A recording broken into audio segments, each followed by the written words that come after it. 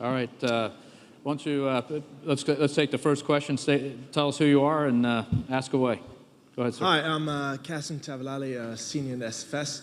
I was wondering if you have any stock tips for any of the students. You know, we're all trying to make a little living. I didn't think they taught that at Georgetown. The best investment I ever made, well, I bought a book in 1949 by a fellow named Ben Graham called The Intelligent Investor. I don't remember what I paid, but aside from what I paid for my 2 marriage licenses, that was the best investment I ever made. It's very important to have the right framework.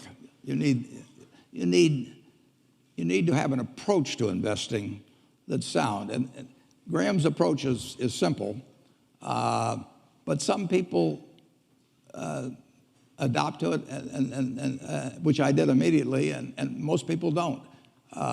But if you have the right philosophy, you will find opportunities as you go through the next 20, 30, 40, 50 years. And frankly, you're most likely to find them when in periods like 5 years ago when we were having the panic. I mean, stocks sell at silly prices from time to time. Most stocks at one time or another sell at very silly prices.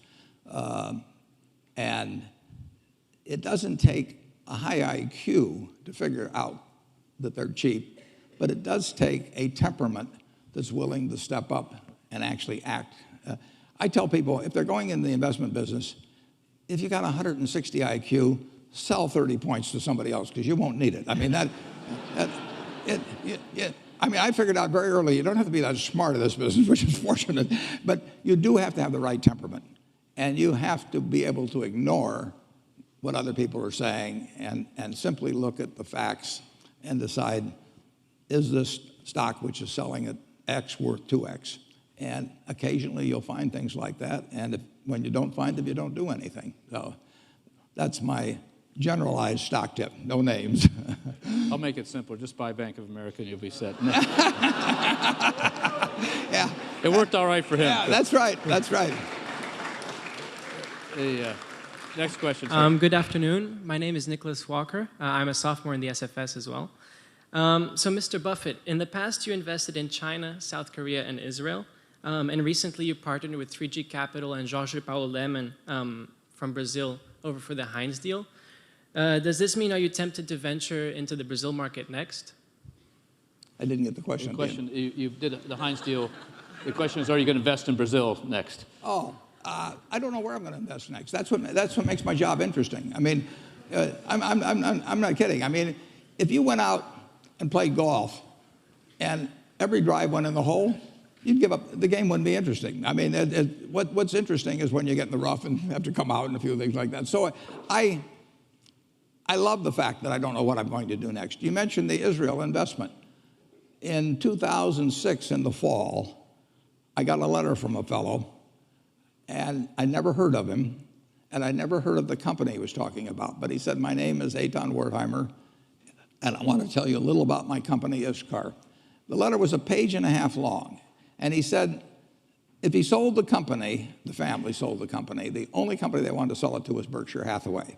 And if I was interested, they'd be glad to come over from Israel and explain it to me. And it just jumped off the page that this was an interesting idea. So I emailed them, and they came over very shortly, and we bought the business. We handed them $4 billion for 80% of a company where I'd never seen it or anything.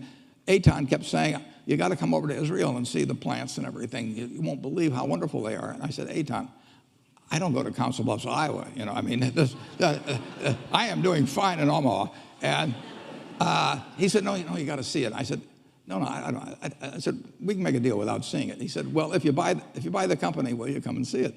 I said, if we buy the company, I'll come.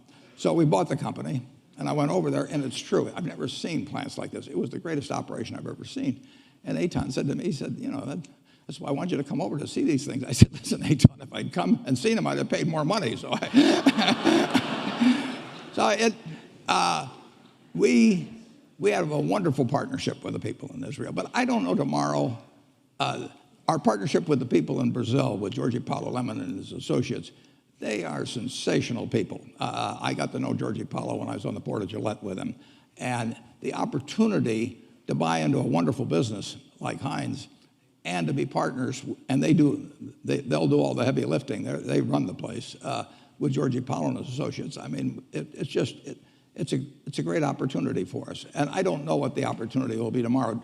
With Georgie Paulo, as last December, I was going out to Boulder, Colorado, where he had a group that met, and he said, I think I've got an idea might interest you when I get out there. And so I went out there, and as we came back on the plane, he explained what he was thinking about in terms of Heinz, and I said, count me in. And I will tell you one other thing, which is quite impressive about him.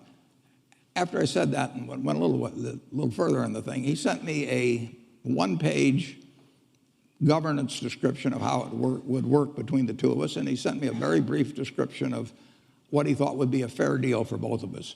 I didn't have to change a word. I mean, those are the kind of people you like to associate with.